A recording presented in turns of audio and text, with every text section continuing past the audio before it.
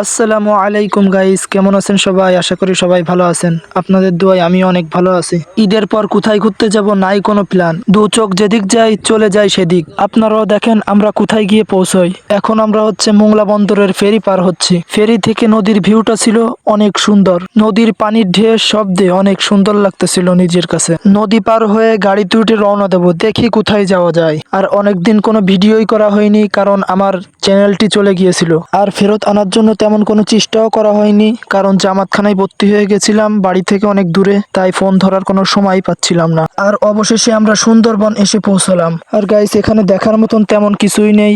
আপনার বাড়ি যদি শহরের ভিতর হয়ে থাকে তাহলে একটু গাছপালা, বড় গাছপালা দেখতে পারবেন, যেটা দেখে আপনার একটু ভালো লাগবে, একটু শান্তি লাগবে। আর যাদের বাড়ি গ্রাম গায় তারা এসে এখানে দেখার মতন তেমন কিছুই নাই। আর এরা ছবি তুলতেছে কোথায় দাঁড়িয়ে সেটা দেখেন, গাছের উপর উঠে তারপর ছবি তুলতেছে, কারণ এখানে ছবি তোলার মতন তেমন কোনো জায়গাও নাই, তাই এখানে ছাড়া ছবি তোলার কোনো উপায় নাই। আর বারবার মনে হচ্ছিল এত টাকা খরচ করে আসা মনে হয় বৃথা হয়ে গেল। আর আমরা প্রায় 25 মিনিট হেঁটে বনের ভিতরে ঢুকে গেছিলাম, তাই ভয় করতেছিল, কারণ এখানে কিছুদিন আগে বলে একটা লোককে বাঘে খেয়ে ফেলছিল।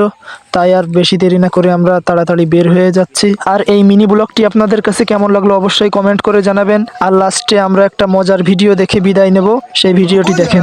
সবার করো। গাইস, এই যে ক্যামেরাম্যান, এই যে আমাদের ক্যামেরাম্যান রুকু দিয়া সিজদা দিয়া ক্যামেরাম্যান। হ্যালো।